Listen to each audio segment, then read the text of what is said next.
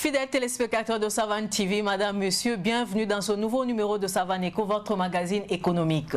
C'est avec plaisir que je vous retrouve aujourd'hui. La concurrence, état des lieux, enjeux et perspectives pour l'économie du Burkina Faso est le thème de Savane Eco d'aujourd'hui. Pour en parler sur ce plateau, Monsieur Toussaint Ouebraogo, consultant en politique commerciale et droit commercial international, et Amadé Adamasoro, journaliste économique à Savane Média. Messieurs, bienvenue sur le plateau de Savane Eco. Bonjour Trésorine, bonjour à toutes et à tous. Bonjour Trésorine. Sans plus tarder, nous commençons ce numéro par la compréhension de la concurrence. Monsieur Ouebraogo, qu'est-ce que la concurrence? En français facile, bien évidemment. Ok, merci bien pour l'opportunité que vous m'offrez donc de m'exprimer donc sur votre plateau. Pour revenir à votre question, la concurrence en français facile. Donc on peut dire que la concurrence peut être définie comme étant une situation du marché donc dans laquelle les vendeurs d'un produit ou d'un service agissant en toute indépendance donc essayent de capturer la clientèle donc en vue de réaliser un objectif commercial précis, donc qui peut être la réalisation d'un certain bénéfice, d'un certain niveau de bénéfice, d'un certain volume de vente ou tout simplement d'une certaine part de marché. Et donc cette concurrence, elle peut également porter sur les prix, sur la qualité, donc sur les services ou plusieurs de ces éléments en même temps, ainsi que d'autres éléments déterminants pour le consommateur. Donc c'est donc dit que la concurrence vraiment c'est la pièce maîtresse donc, de l'économie de marché. Donc la concurrence c'est lorsque plusieurs vendeurs vendent le même produit, c'est ça? Oui, bon, lorsque plusieurs vendeurs vendent le même produit, naturellement, mais dans leur interaction donc, de vente là, il ne doit pas avoir de collision, en fait, il ne doit pas avoir d'entente par exemple. On va y revenir certainement plus tard. Ils doivent agir, ce qui est important, c'est qu'ils doivent agir en fait de manière indépendante, chacun de façon transparente, à conquérir donc la clientèle. Oui, je pense que après ce que l'expert a dit en ce qui concerne la définition de la concurrence, peut-être ce que moi je peux ajouter, c'est donc dire que la concurrence c'est le contraire du monopole. Ok. Tout simplement. Et c'est quoi le monopole? C'est une situation bien sûr où c'est un seul individu ou une seule entreprise qui a l'exclusivité de la vente ou de la commercialisation d'un produit. Or, comme il a dit, dans la situation de concurrence, il y a plusieurs entreprises, il y a plusieurs entités commerciales qui vendent la même chose. Maintenant, il y a des mécanismes qui sont adoptés et ces mécanismes font que chacun veut avoir plus de parts de marché que l'autre. Et cela va nécessiter des approches différentes, des techniques différentes, etc. Donc, grosso modo, vous savez que nous on s'adresse à plusieurs paliers de public, notamment c'est du secteur informel. Alors, donc, pour comprendre, quand on dit qu'un marché est concurrentiel, ça veut dire en fait qu'il n'y a pas une situation de monopole. Vous avez dit tantôt, Monsieur Ouebraogo, qu'il ne faut pas qu'il y ait entente entre les différents vendeurs. Qu'est-ce que vous voulez dire par là? C'est-à-dire que, en fait, il y a quelque chose d'important, comme je l'avais souligné tantôt, donc qui est la notion d'indépendance dans l'interaction donc des acteurs, donc des vendeurs qui vendent donc ce produit donné. Cela voudrait dire que il ne doit pas s'entendre, par exemple, pour fixer le prix, par exemple. Autrement, le fait de s'entendre pour fixer le prix leur consacre une situation comme il vient de le souligner, même si au sens au sens plus large, on va dire comme ça. Bon, je ne suis pas totalement d'accord avec, on va dire, sa définition. Le fait de s'entendre, par exemple, peuvent leur consacrer par une situation de monopole, par exemple, donc sur le prix.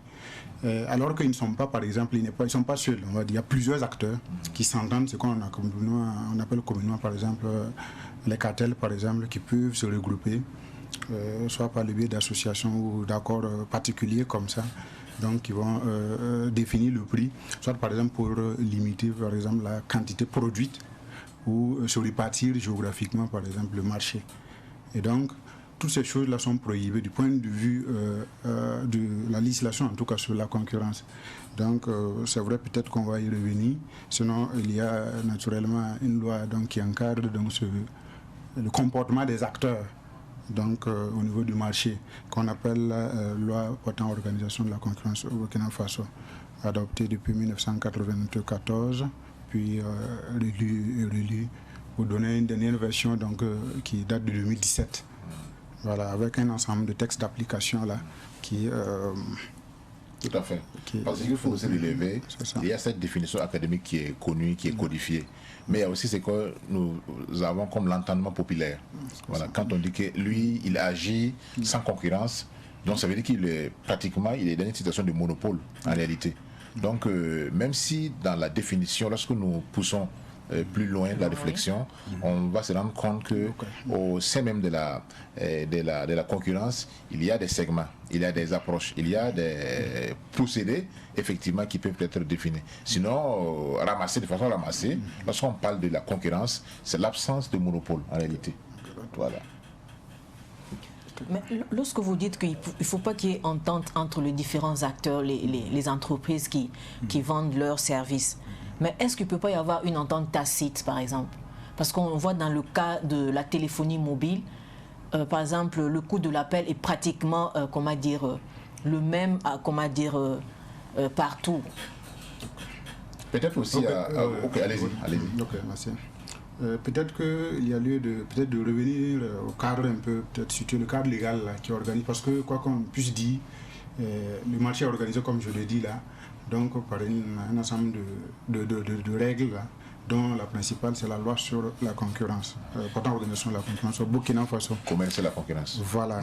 Et donc cette loi en est une traduction donc de cette liberté d'entreprendre qui a été consacrée par la Constitution naturellement. Et donc cette loi dit par exemple identifier un certain nombre de pratiques qu'elle qualifie de pratiques anticoncurrentielles et d'un certain nombre aussi de pratiques qu'on appelle pratiques restrictives de la concurrence.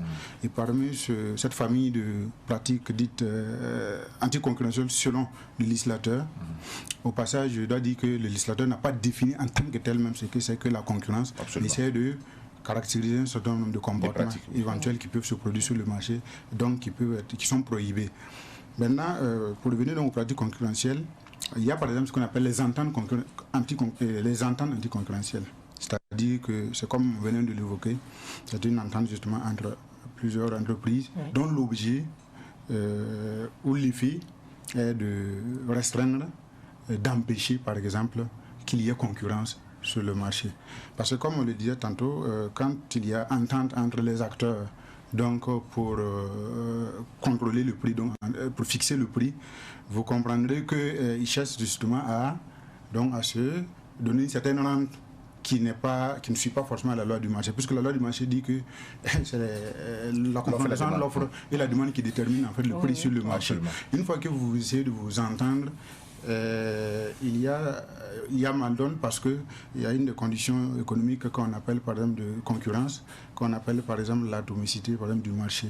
C'est-à-dire que sur le marché, on considère que sur le marché, il n'y a pas un acteur qui a un certain poids capable donc de dominer les autres, donc de sorte à pouvoir contrôler par exemple donc cet élément, le prix. Parce que le prix en concurrence est ce qu'on appelle tous les acteurs sur le marché en concurrence sont des price takers, donc ce sont des preneurs de prix. Personne ne peut influencer en fait sur le prix.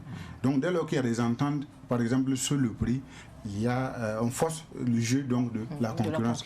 Et une fois que ce jeu est faussé, il vient évidemment qu'il y a certains qui gagnent et d'autres qui perdent, et celui qui perd, donc c'est le consommateur et l'entreprise, donc les entreprises donc qui en situation d'entente là, donc se donnent une certaine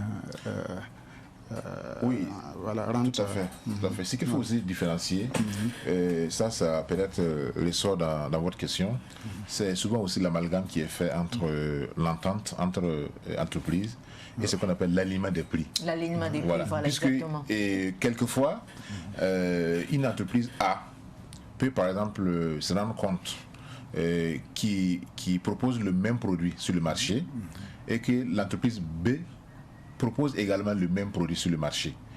Et pratiquement c'est la même qualité. Maintenant, qu'est-ce qu'il faut faire? Selon la politique définie par l'entreprise A, elle peut décider donc d'opérer ce qu'on appelle une opération de solde ou bien de baisse de prix. Oui. Alors, donc si cette entreprise procède ainsi, l'autre entreprise également peut vouloir imiter l'autre. Donc en alliant ses prix sur les prix de l'autre. Oui. À ce moment, c'est un alignement de prix et non une entente. Nous, on a vu ici au Burkina Faso, il y a pas très longtemps, une dizaine d'années, où des compagnies aériennes se sont amusées à jouer à ces jeux-là. Telle compagnie qui proposait, je ne vais pas bien sûr citer le nom, et l'autre compagnie également, finalement on était arrivé à quelque chose de moins de 200 000 pour aller de Ouara à Paris.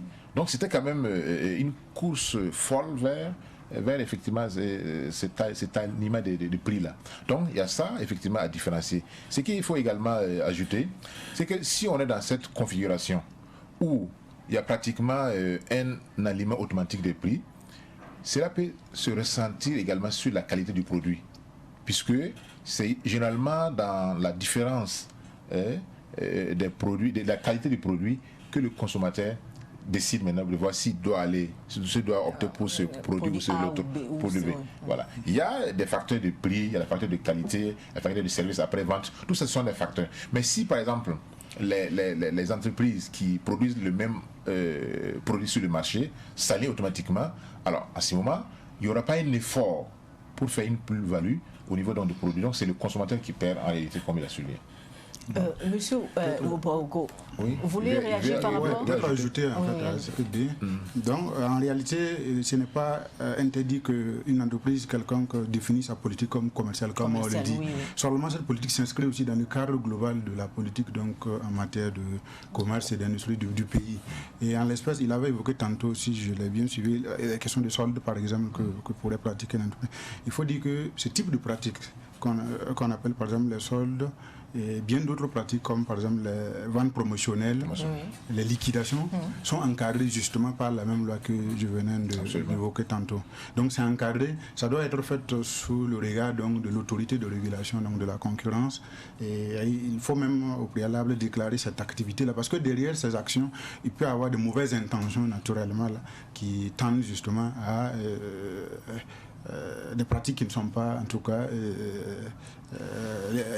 légales, on va dire comme ça. Donc l'autorité impose à ce que les acteurs qui sont intéressés à faire par exemple ces activités de vente promotionnelle, de sorte de liquidation, donc de demander l'autorisation donc de l'autorité nationale de régulation de la concurrence, bien sûr en soumettant donc leurs requêtes à cette autorité. Parce qu'il y a des implications fiscales. Ah oui, bien sûr. Oui, voilà. Mais déjà, même au niveau du commerce, quand vous prenez par exemple le solde, par exemple, le cadre est bien défini parce qu'il ne faut pas que derrière ces soldes. Ah oui, il faut remplir les conditions, un certain nombre de documentation que vous devrez fournir à l'autorité. Et donc, les stocks que vous vouliez mettre en solde, et puis la durée que vous vouliez, par exemple, mener. Et il y a des périodes, par exemple, définies qui sont définies pour pouvoir mener les soldes qu'on appelle les soldes réglementaires. Souvent, c'est des fins. Voilà, justement. À l'approche des grandes fêtes. Voilà. Oui. Donc, tout ça, c'est encadré par des textes d'application, donc des décrets et d'arrêtés. Donc, tous les acteurs qui voudraient, par exemple, mener ces actions-là devraient donc adresser leurs requêtes au niveau de la Commission nationale de la concurrence et de la consommation, qui est l'autorité en tant que de régulation générale donc, du marché donc, de biens et de services au Burkina Faso. Sinon, ce n'est pas interdit donc, les actions de ces gens. Seulement, il faut l'approbation de l'autorité. Voilà, parce que pour analyser donc l'intention qui est derrière, si réellement derrière cette opération de solde, derrière cette opération de liquidation, parce que ça peut être une pratique pour évincer même simplement un concurrent du marché. Après, voilà. Donc on analyse simplement pour voir les implications et puis la durée selon la durée qui est demandée, on vous donne l'autorisation. Merci. Mais voilà. Est-ce qu'il y a, j'aimerais savoir s'il y a plusieurs types de concurrence. Bon, la notion de concurrence, on en fait même beaucoup de choses. Hein. C'est naturellement. Bon, on pourrait parler de. Vous entendez souvent parler, par exemple, de concurrence intermarque, de concurrence, par exemple, intramarque. C'est des variantes. une forme de concurrence. Par exemple, sur le marché, il y a plusieurs produits. Non, lorsque vous dites, par exemple, concurrence intermarque. Interproduit. Oui, voilà, interproduit, si vous voulez. Voilà. En français facile, pour permettre à tout le monde de comprendre. Sur le marché, par exemple, on a plusieurs produits et de plusieurs marques, naturellement, qui se font concurrence. Par exemple, si on prend la boisson. Parce que, voilà, la boisson, par exemple, il y a plusieurs boissons de plusieurs marques. Voilà. Et donc, chaque marque, la marque est un signe distinctif donc, du produit, aux yeux du consommateur, pour qu'il sache que tel produit vient de telle entreprise, etc., etc. Donc, les entreprises se font concurrence sur la vente de la boisson, qui est un type de produit, mais diffèrent, par exemple, sur la base de leur marque, par exemple. Okay. En fonction de la force de marque que vous avez, par exemple, la notoriété que vous avez, par exemple, vous pouvez vous tailler, par exemple, une part de marché plus importante en fonction de la stratégie commerciale donc, liée à cette marque. Donc, quand on parle peut-être d'intramarque, c'est cette concurrence qui est menée, par exemple, entre détaillants ou distributeurs d'un produit donné, suivant plusieurs paliers ou plusieurs stratégies donc, de distribution. Je prends un exemple, je ne sais pas, puisqu'on ne peut pas prendre de marque, un vêtement comme ça d'une marque donnée, vous allez voir que ce même produit peut être vendu par exemple en rayon comme ça ou un peu à un prix donné, alors que dans d'autres circonstances, ce même produit peut prendre une certaine valeur. C'est-à-dire que c'est le même produit, c'est la même marque, mais selon la stratégie, par exemple, de distribution, donc au détail ou les intermédiaires qui sont entre le producteur ou l'importateur, en tout cas, et le détaillant, donc on peut faire des paliers donc, en fonction de la stratégie de distribution. Donc, ce produit-là va sur la base concurrentielle dans la manière de distribuer, là, peut avoir une certaine valeur. Le même produit est produit, la même marque se retrouve concurrent de ce même produit en fonction de la distribution, de l'accessibilité, de la disponibilité donc, de produits. Par exemple, si on change de lieu, par exemple, on met dans une boutique climatisée, avec, on offre la boisson pour la personne qui vient acheter. C'est ça, oui. C'est ça. Donc le même produit est concurrent à son propre produit, mais en fonction du contexte, du lieu. Justement, d'un certain nombre d'éléments, de conditions de service. Après vente ou avant ou au moment même de la consommation, en fonction de la stratégie qui est définie là, donc sur ce produit, se fait concurrence à plusieurs niveaux, sur plusieurs paliers. Voilà. Et l'autre type de concurrence. C'était des exemples que je prends, comme ça. Donc, sinon, l'idéal même en théorie, bon, comme on l'a dit en économie, c'est ce qu'on appelle la concurrence pure et parfaite. C'est-à-dire, c'est tout le monde, ce monde imaginaire du marché là, où tout est parfait, où tout le monde, plus ou moins, est gagnant, les consommateurs sont gagnants et les entreprises sont gagnantes. Ça, c'est le monde qu'on appelle concurrence pure et parfaite. Il y a un certain nombre de conditions qui sont globalement au nombre de 5, qui, elles sont réunies, donc permet donc au marché de fonctionner vraiment très efficacement. Et donc, entre cette concurrence pure et parfaite, qui est, à mon sens, en fait, la bonne positive, il y a aussi la bonne négative, dont il venait d'évoquer, donc le monopole, par exemple. En fait, le marché se comporte suivant le monopole, par exemple, en concurrence pure et parfaite, il évolue comme ça. Et entre ces types de fonctionnement du marché, vous pouvez, par exemple, avoir des situations d'oligopole, qui est une forme aussi de concurrence, on peut le dire comme ça. Vous avez des situations de monopsone. Voilà, vous avez plusieurs types de comportements du marché comme ça. Donc, l'idéal est la concurrence pure et parfaite. Et ce qui est prohibé, donc c'est comme il a dit tantôt, de fait, par principe, c'est le monopole. Et donc, entre ces deux, il y a aussi des exceptions par rapport, il y a des exceptions par rapport à chaque type de comportement du marché. On va voir effectivement les effets que ça produit, c'est-à-dire en termes de bénéfices, de bien-être que ça génère. Donc, pour les entreprises et les consommateurs, on peut tolérer ou ne pas tolérer le comportement du marché. Voilà. Vous avez par exemple des monopoles qui sont sur des entreprises qui sont en situation de monopole dans notre pays, mais qui ne sont pas forcément mauvaises, parce que en fonction donc de l'idéal, en fonction de l'objectif qui est poursuivi et des conditions donc de marché, il peut arriver que par exemple un monopole, soit souhaitable. Voilà. Et justement, je voulais savoir par exemple, ce ne sont pas un instant. Tous les secteurs ne sont pas ouverts à la concurrence. C'est ça. Par exemple, si nous prenons le cas, par exemple, de la distribution d'électricité, ou bien de la production de l'électricité ou bien de l'eau, on peut dire que tous les secteurs ne sont pas, ou bien ne peuvent pas être, comment dire, soumis à la concurrence, c'est ça? Bon, ça revient à ce qu'il a dit, hein, puisque avant de parler de la concurrence, il faut d'abord parler de ce qu'on appelle le contexte économique. Oui. Et ce contexte économique lui-même est fonction des choix politiques. Voilà. Soit on est dans ce qu'on appelle l'économie de marché, donc le libéralisme pur et dur, ou bien on est dans le socialisme ou dans le communisme, etc. Donc l'option économique est tributaire de l'option politique. Pour ce faire, il y a des pays où effectivement, comme vous l'avez dit, il y a des secteurs qui ne sont pas ouverts à la concurrence. La fourniture du gaz, la fourniture de l'eau, de l'électricité. Mais il y a des pays où effectivement c'est ouvert à la concurrence. Quand on dit à la concurrence, c'est-à-dire que chaque soumissionnaire peut présenter son dossier, étudié par une commission. Si donc les soumissionnaires répondent à tous les critères, en ce moment on peut lui concéder le marché. Et effectivement, ça va susciter également des contestations de la part des travailleurs, etc. Mais il y a également des pays où cela n'est pas possible, n'est même pas pensable, envisageable effectivement. Donc, si on essaie donc d'extirper la concurrence de ce contexte-là, on aura des difficultés à mieux cerner le phénomène. Et également, il y a ce qu'on appelle également la concurrence déloyale. Peut-être si on va en parler, je ne sais pas. Donc la concurrence déloyale, effectivement, c'est quand il y a une faiblesse des institutions étatiques pour, en tout cas, pour pouvoir cerner tous les secteurs. C'est vrai que dans l'absolu, il est difficile de lutter contre la concurrence déloyale. Mais s'il y a un dispositif législatif hermétiquement fermé, il est quand même, la fois passée dans une de nos émissions, nous avons parlé de la question du transfert, des transferts d'argent, où il y a effectivement des circuits parallèles qui le font et qui font du tort au trésor. Donc, dans ce même cas, on peut également citer, n'est-ce pas, la question de la concurrence déloyale. Puisque si des entreprises sont légalement constituées, payent les impôts comme il se doit, emploient du personnel et satisfait aux différentes procédures législatives, et que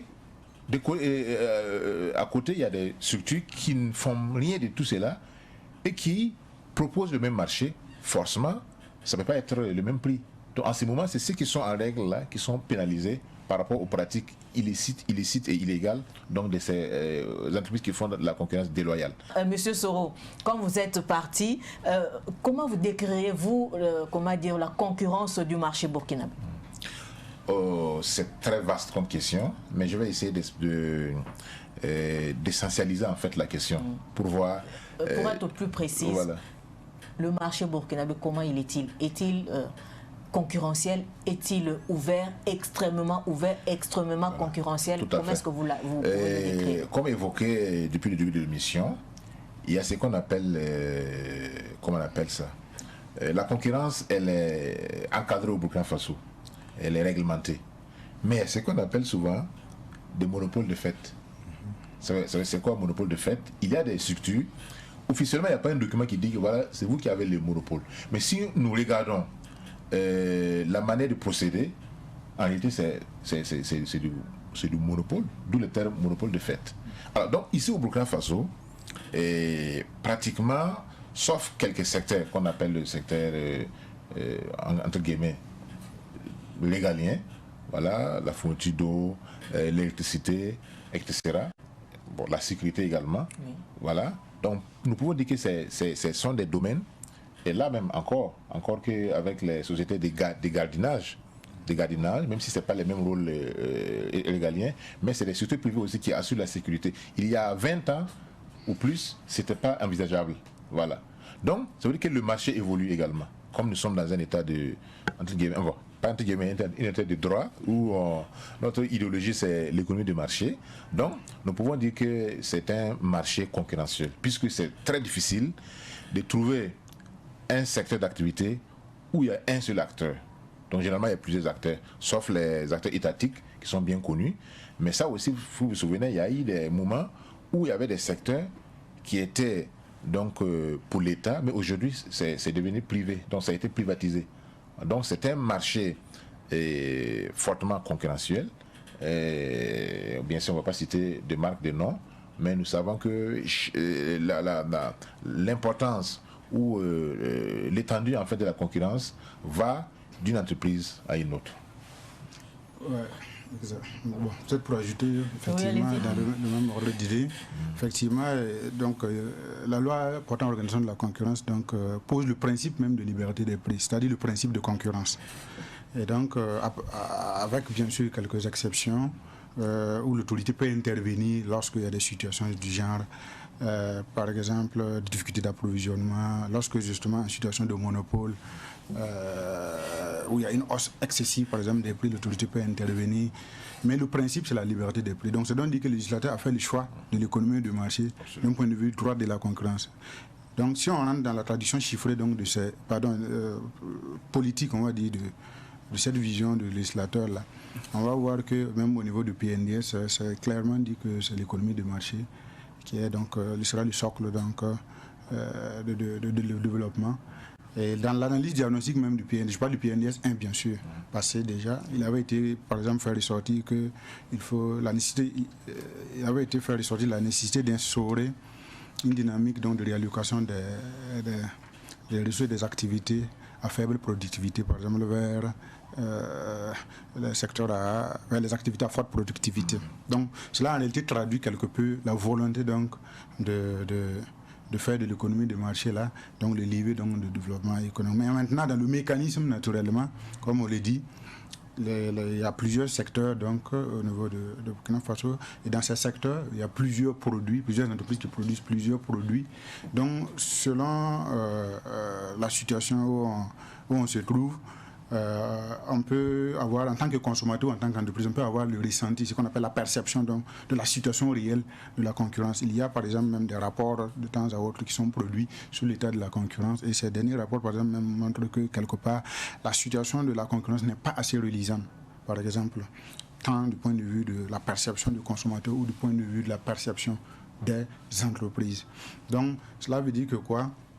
Cela veut dire qu'il y a nécessité pour certains secteurs-là d'avoir un œil regardant, parce que la concurrence est quelque peu aussi nuancée avec le droit de la concurrence, donc, qui est l'instrument donc, de mise en œuvre qui doit en fait permettre d'atteindre cet idéal de concurrence. Voilà. Donc pour qu'il y ait effective, ce qu'on appelle la concurrence vraiment effective, là, il faut qu'il y ait le régulateur, donc, qui est l'État, là, intervienne pour les secteurs qui sont ouverts, pour réguler donc, la concurrence, de sorte à ce qu'il y ait des prix donc, qui soient bénéfiques aux consommateurs et des marges aussi qui soient profitables aux entreprises. Peut-être pour finir avec ma contribution, c'est au niveau du monopole, comme il a évoqué le monopole de fait. Effectivement, puisque de par votre technologie, une entreprise donnée comme ça, de par sa technologie, peut se retrouver être seul sur le marché s'il n'y en a pas une autre qui a la même technologie pour produire le bien. C'est une situation de monopole du fait qu'il a, de par sa technologie. De par exemple, même les matières premières. Parce que pour produire un produit, on peut avoir besoin des matières premières données pour produire. Voilà, ou d'une expertise, si on est peut-être surtout dans les services comme ça. Et donc, quand on a un certain avantage vraiment concurrentiel sur ces aspects-là, on peut se retrouver à être dans une situation de monopole. Le monopole en tant que tel, souvent n'est pas, mais c'est lorsque vous voulez abuser, puisque le monopole consacre en fait d'office une situation de position dominante, puisque vous dominez déjà, puisque vous êtes seul sur le marché, ou en tout cas vous êtes vraiment le géant donc, dans ce secteur. Et donc, comme vous avez cette position dominante par votre pouvoir de marché, parce qu'un monopolaire a déjà un pouvoir de marché sur le terrain, le pouvoir de marché, comme on le sait, c'est comme tout pouvoir. Donc, lorsque une entreprise a un pouvoir de marché, la tendance à en abuser.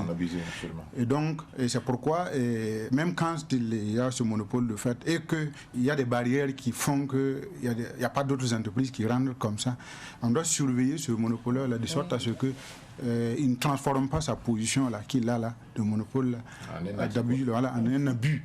Voilà, pour faire des discriminations du genre entre ces distributeurs, par exemple, ou bien pour pratiquer des prix vraiment qui soient à brader. Et que le consommateur soit lésé. Voilà, le consommateur, voilà, exactement.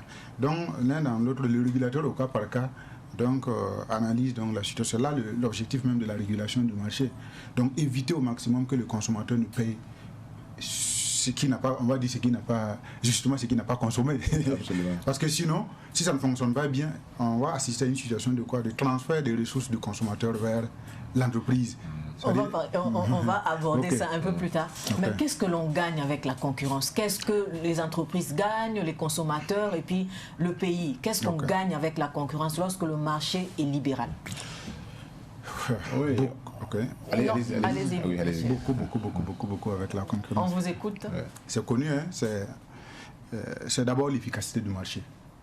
Qu'est-ce qu'on va mettre dans l'efficacité du marché? Vous savez, quand vous êtes sur un marché, donc le fait qu'il y ait d'autres personnes qui veulent rentrer sur ce marché est une menace pour vous. C'est-à-dire, si vous êtes seul, vous vous comportez comme vous le voulez. Donc pas d'innovation, avec des pratiques du genre, voilà, pas trop souhaitable. Et lorsque ce secteur est ouvert à la concurrence, l'arrivée par exemple de firmes entrantes ou des entreprises, nouvelles entreprises, va stimuler celui ou ceux déjà qui sont sur le marché, de sorte à ce qu'ils cherchent à innover parce qu'ils savent qu'ils ne sont plus seuls. Et l'innovation peut passer par plusieurs manières, donc soit dans le process même, c'est-à-dire dans le système de management même par exemple, soit même sur la qualité intrinsèque même du produit. Si ce n'était pas vraiment ça, donc vous allez innover dans la qualité du produit ou sur d'autres aspects services connexes liés donc à la production de ce service. Et donc tout ça, et surtout aussi sur, on va dire quoi, de façon plus globale, sur les quantités qui sont offertes sur ce marché. Parce que quand il y a plusieurs qui arrivent sur le marché, la barge, donc l'offre va s'agrandir. Et donc cette offre-là va avoir pour effet naturellement de réduire donc, les prix. Donc, et cette réduction de prix-là va être vraiment bénéfique pour le consommateur, mais également aussi pour l'entreprise, puisque en offrant plus, l'entreprise pourra naturellement réaliser ce qu'on va appeler des économies, faire des économies d'échelle, donc qui vont lui permettre naturellement de gagner plus de marge avec la réduction de prix, avec la taille de marché qui s'agrandit. Donc ça c'est le premier élément, l'efficacité du marché. Et il y a aussi ce qu'on va dire, on l'aborde plus ou moins avec la question des consommateurs, l'efficience allocative, donc là, parce que le système la concurrence est un processus d'interaction de plusieurs acteurs. Donc, la concurrence va permettre en tout cas de transférer donc naturellement des ressources là vers des secteurs les moins efficaces, vers les secteurs les plus efficaces. C'est-à-dire les entreprises qui produisaient inefficacement vont naturellement disparaître au profit des entreprises qui peuvent être déjà existantes ou qui viennent d'arriver, mais qui sont efficaces. Donc, c'est-à-dire les ressources qui étaient inutilement utilisées autrement sont injectées donc désormais dans la production donc de biens utiles pour le consommateur de façon efficace. Donc on va faire gagner des économies vraiment donc, dans ce sens. Donc la concurrence vraiment, ça profite de part et d'autre et pour les consommateurs et pour les entreprises. Si on rapporte même peut-être dans notre contexte beaucoup plus précis, vous comprendrez par exemple que la concurrence dans des secteurs comme le transport, qui est un secteur dont nous dépendons beaucoup. Je veux parler du transport routier, par exemple. Oui. Vous avez beaucoup de titres qui ont mis en exergue, par exemple, que le secteur est tellement... en tout cas, nécessite beaucoup de réformes pour que le consommateur là, puisse un temps soit peu réduire un peu sa charge. Parce que très souvent, ce qu'on paye comme prix, donc au détail, ce n'est pas forcément le prix juste qu'on paye. Parce que c'est dû à des comportements de rentiers qui font souvent que le consommateur il paye inutilement donc, ce prix. Donc une libéralisation, une ouverture à la concurrence donc, de ce secteur-là peut permettre donc l'arrivée de nouvelles firmes avec de nouvelles manières de faire, donc de nouveaux transporteurs qui vont rendre le marché davantage plus efficace, avec un système par exemple de logistique plus efficace, des camions vraiment plus on va dire quoi, moderne, qui peut, puis la qualité, qui peut consommer moins de carburant et transporter beaucoup plus de marchandises, et qui va permettre de protéger l'environnement, etc. Et tout ça, ça a un effet vraiment sur le consommateur. L'économie, l'État, qu'est-ce que l'État gagne avec la concurrence lorsque l'État libéralise le marché? Bon. L'État gagne beaucoup. Il avait parlé tantôt même de fiscalité. Voilà, parce qu'un État qui a une économie qui fonctionne bien, qui produit à un niveau plus efficace, c'est un État qui gagne parce qu'il y a plus de valeur ajoutée. Et cette valeur ajoutée-là permet donc naturellement la création d'emplois, naturellement. Et donc, par effet d'entraînement, donc la hausse des revenus, etc., etc. Et donc, ce sont tous ces aspects-là que l'État prélève, ces impôts, on va dire. Quand il y a la concurrence, il y a la création des emplois. Et quand il y a la création des emplois, il y a la fiscalité aussi. Voilà, puis il y a les revenus maintenant. De la richesse. Celui qui n'a pas d'emploi, il ne consomme pas. Absolument. Donc, quand il y a l'emploi, il consomme. Et vous savez que on prenait la TVA, dans la manne de l'État, financière de l'État, c'est beaucoup. Donc, plus les revenus. Et comme c'est sur la consommation, c'est une taxe sur la consommation, naturellement, que plus les gens ont plus d'emplois, ils consomment davantage. Et l'État, naturellement, gagne beaucoup plus en termes de fiscalité. Mais au-delà même de la fiscalité, qui sont des éléments très souvent mesurables, quantifiables. Il y a d'autres aspects, naturellement, qui ne sont pas mesurables, qui sont des aspects qualitatifs de bien-être même comme ça, que la société dans son ensemble gagne. Et l'État, c'est qui? C'est nous encore, c'est les consommateurs, c'est les entreprises, et c'est tout le monde. Voilà. Oui, la concurrence, elle est indispensable pour tout État. C'est vrai que toutes les théories, toutes les grandes doctrines économiques, qu'elles soient libéralistes ou socialistes, etc., mettent en avant l'intérêt du consommateur. Même si ce sont les approches qui divergent, mais c'est le consommateur en réalité qui est l'alpha et l'oméga de la concurrence de l'économie. Maintenant, comme je l'ai dit, ce sont les manières de faire qui diffèrent. Par exemple, dans une situation comme le Burkina Faso, si vous prenez tous les secteurs d'activité, si vraiment la concurrence respectait toutes les normes, tous les critères, puisque le danger aussi est que par un effet entre guillemets, de pourrissement, il se peut qu'une nouvelle entreprise qui s'installe dans un contexte déjà, entre guillemets, pourri, peut être contraint par des pratiques malsaines à adopter les mêmes pratiques. À s'aligner sur oui, mais c'est ce qui est grave. Donc, bon, c'est vrai qu'on ne peut pas citer de nom, mais quand même désolé. Sinon, normalement, le but de la concurrence, comme je l'ai dit, c'est de permettre une variété de choix au niveau donc du consommateur, pour que le consommateur puisse être satisfait. Lorsqu'on débourse de l'argent, c'est pour être en retour servi. Mais si on est mal servi et qu'on n'a pas des mécanismes pour faire améliorer le travail, le produit, ça pose problème. Donc, c'est un tout. Il y a la pression qui doit émaner des consommateurs. Il y a aussi l'État qui est le régulateur, qui est le garant. Et il y a les entreprises qui doivent être à l'écoute, etc. Donc, il y a même des pays où, si après plusieurs mises en garde, la structure ou la société ou l'entreprise ne s'exécute pas, il y a un système de boycott qui est envisagé. Et lorsqu'on parle maintenant de boycott, cela va nécessairement inciter l'entreprise en question à revoir ses procédures, à revoir sa manière de faire. Et il y a des États qui ne pardonnent pas en ce moment. Parce que, vous savez, c'est un cercle. Si vous avez par exemple, on va prendre un exemple terre à terre, une structure alimentaire, par exemple, qui est faite dans l'alimentation, qui produit des produits, qui fabrique des produits, qui met sur le marché des produits alimentaires de mauvaise qualité. Par exemple du jus, prenons le cas du jus. Du jus ou autre chose. Jus de fruits, oui. Les consommateurs qui consomment ces produits risquent d'être contaminés. Oui. Il en va de leur santé. De leur santé.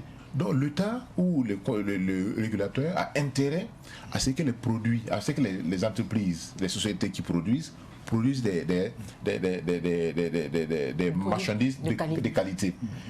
Ça, c'est côté alimentaire. Il paie également pour notre santé mentale même, physique, etc. Il y a des produits qui sont nocifs, avec des technologies qui font appel à des applications qui sont nocifs pour la santé. Pour cela, il faut qu'il y ait des dispositifs qui permettent de réguler, certes, puisque la concurrence peut amener les entreprises à brader à ne pas être regardantes sur les bonnes pratiques, hein, sur qu'on appelle sur le respect du cahier de charge. Puisque dans toute activité, dans tout secteur d'activité, il y a un cahier de charge. Oui. Or, c'est difficile si on ne prend pas d'exemple. Par exemple, au niveau de la télécommunication, il y a des bandes. Il y a des bandes qui sont dédiées à chaque entreprise. Si par exemple vous devrez faire des investissements pour élargir vos bandes là, hein, pour que ça ne soit pas saturé, puisqu'il y a un serveur. Et si le serveur n'est pas assez extensible, ça veut dire qu'il y aura un problème au niveau de la communication. Or, la qualité. Or, l'entreprise ne veut pas investir pour acquérir de nouveaux matériels pour pouvoir élargir en fait cette bande-là. Donc, finalement, c'est qui perd? C'est le consommateur qui perd. Donc l'État ou l'autorité qui a fourni en fait la licence d'exploitation à cette structure-là doit être regardante par rapport à cette question. Et la concurrence vient jouer en imposant un investissement dans ce domaine-là, puisque si les concurrents ont investi par exemple pour élargir leur bande, celui qui ne veut pas, par exemple, qui était en situation de confort, va se sentir obligé d'investir. Comme il y a des investissements à faire, si par exemple le nouveau concurrent qui arrive trouve que finalement dans ce pays vous pouvez offrir un mauvais produit et puis vous n'êtes pas inquiété. Et à ce moment aussi il va s'allier puisque ça va lui faire des économies en réalité. Donc c'est mauvais. Et la concurrence là certes, mais ça doit suivre en fait des règles, ça doit être codifié, ça doit pas être seulement une mesure qu'on prend et puis on part s'asseoir. Il faut qu'il y ait un dispositif de suivi donc de façon permanente pour que les consommateurs ne soient pas lésés, parce que c'est le consommateur, comme je l'ai dit, qui est la finalité de toute opération commerciale. Donc la concurrence n'est pas seulement une bonne chose, c'est une menace aussi. Mais la menace peut ne pas être mauvaise, puisqu'une menace peut amener quelqu'un à affûter ses armes pour mieux faire face à la concurrence. Peut-être certains, il y a eu un débat sur la question. Il y a des théoriciens qui estiment que la concurrence peut avoir des effets négatifs, par exemple, où on est dans une situation où si on investit, hein, j'ai fait des investissements, et que l'autre aussi fait le même investissement, finalement, il n'y a pas de plus-value. En ce moment, le consommateur peut être dans une situation de réticence. Et là, ça peut bloquer un certain temps. Et que si les concurrents se mettent d'accord pour mettre en berne, ou pour en tout cas, pour mettre sous veilleuse leur activité, parce que pour protester contre de nouvelles mesures liées à la concurrence, cela peut avoir des effets négatifs. Mais c'est minime par rapport aux effets positifs de la concurrence. Pour certains, la concurrence augmenterait le risque de faillite pour une entreprise qui n'arrive plus à suivre. Bon, peut-être que, comme il a dit, tout est une question de contexte. Parce que c'est dans notre contexte, effectivement, où très souvent les textes qui sont pris ne sont pas toujours appliqués. Ça peut donner l'impression que la concurrence elle est mauvaise, elle est une menace, etc., etc. C'est vrai que par rapport à des points particuliers, la concurrence, si des précautions ne sont pas prises, peut être difficile, pas une menace, je ne considère pas ça comme une menace, mais je dirais que c'est surtout la mise en œuvre donc, qui est très importante, parce que la concurrence en elle-même n'est pas mauvaise, comme je l'ai dit. Est-ce qu'elle n'augmenterait pas le risque de faillite pour certaines entreprises, par exemple? Le risque de faillite, naturellement, pour les entreprises qui n'innovent pas, puisque si on a une situation de concurrence, cela suppose que c'est la compétition. C'est-à-dire chaque acteur, chaque entreprise se bat pour réfléchir au meilleur de son possible, naturellement, pour offrir, puisque l'objectif étant donc la satisfaction donc, du consommateur, pour trouver le meilleur produit là, à bas coût, rapport prix-qualité, donc le meilleur rapport prix-qualité là, qui va satisfaire le consommateur. Donc si vous êtes une entreprise donc, qui n'innove pas, dans votre manière donc, de vous organiser dans le management ou même dans vos processus de production, naturellement que c'est un concurrent mieux que vous qui arrive, il va se tailler la plus grande part du marché, ce qui peut amener mais la concurrence ne peut pas être salariée. Mais ça, ce n'est pas la faute de la concurrence. Ce n'est pas la faute au manque d'innovation de l'entreprise en question. Et la baisse des prix, par exemple. Par exemple, lorsqu'on baisse les prix, par exemple, si on se retrouve sur le marché, par exemple, on est 5, on était au départ 2, on pratiquait 100 francs, 120, et il y a un troisième qui vient, on descend à 100, il y a un quatrième qui vient, on est à 75, il y a un sixième qui vient, et puis les marges bénéficiaires aussi baissent. Ok.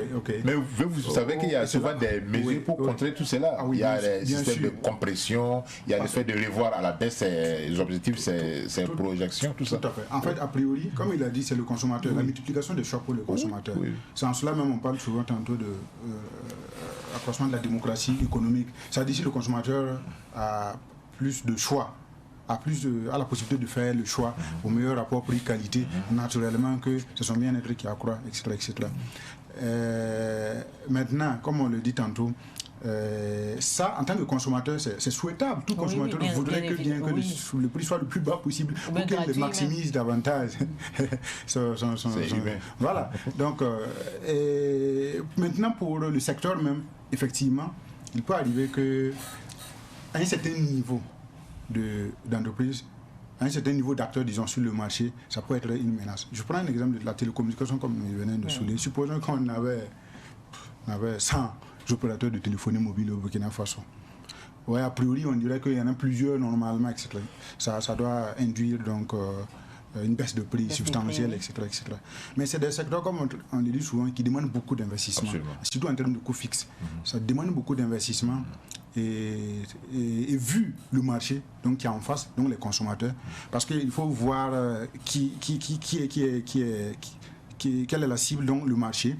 Parce que les télécommunications fait appel à un certain nombre de services qui sont ceux qui consomment donc ces services et qui sont à mesure de consommer ces services.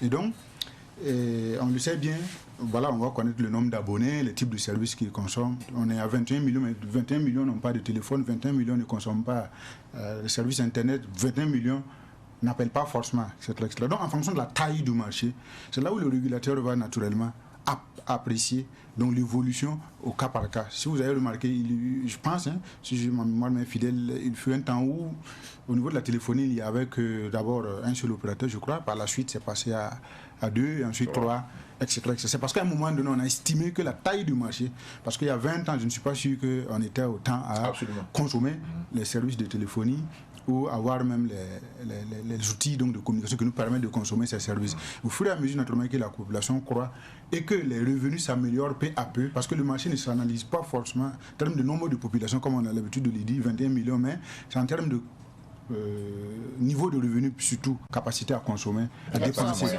d'absorption. Donc, en fonction, une classe moyenne, naturellement, capable de consommer un certain type de bien. Donc, à partir de ce marché cible-là, on peut limiter donc, comment on va dire là, le nombre d'acteurs là, pour que ça ne soit pas, pour que tout le monde, le système ne s'écroule pas. Pour que tout le monde soit gagnant-gagnant. Tout le monde soit gagnant. Et les entreprises soient gagnantes, continuent de produire, et les consommateurs aussi profitent au fur et à mesure donc, de une baisse de produits, la qualité. Donc, mais ce n'est pas automatique. Encore une fois, c'est l'application en réalité. C'est là où très souvent ça pêche. On a comme l'impression que en fait la concurrence est mauvaise. Sinon c'est pas la concurrence qui est mauvaise. C'est un outil. La concurrence a de beaux jours devant elle au Burkina Faso. Ah oui, parce que c'est le choix même de notre modèle économique. Même si après, dans le fond, on peut des choses on peut améliorer.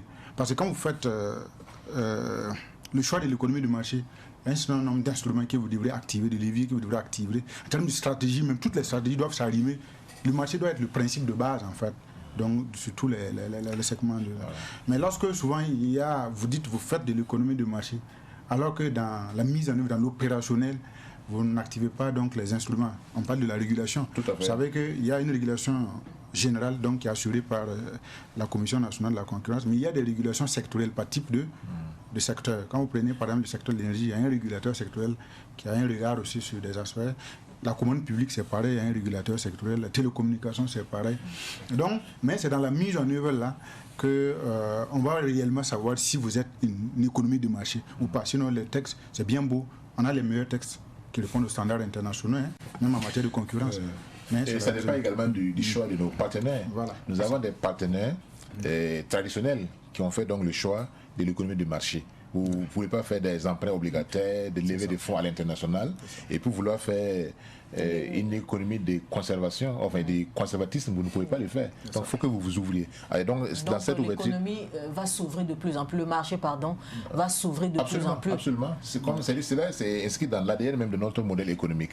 Alors il faut de la concurrence, puisque ceux qui nous accompagnent, nos partenaires là, sont dans ce type de configuration là. Donc nous ne pouvons que nous aligner effectivement sur leur modèle économique. Exactement. À moins que nous changions radicalement et d'idéologie politique et aussi de doctrine économique.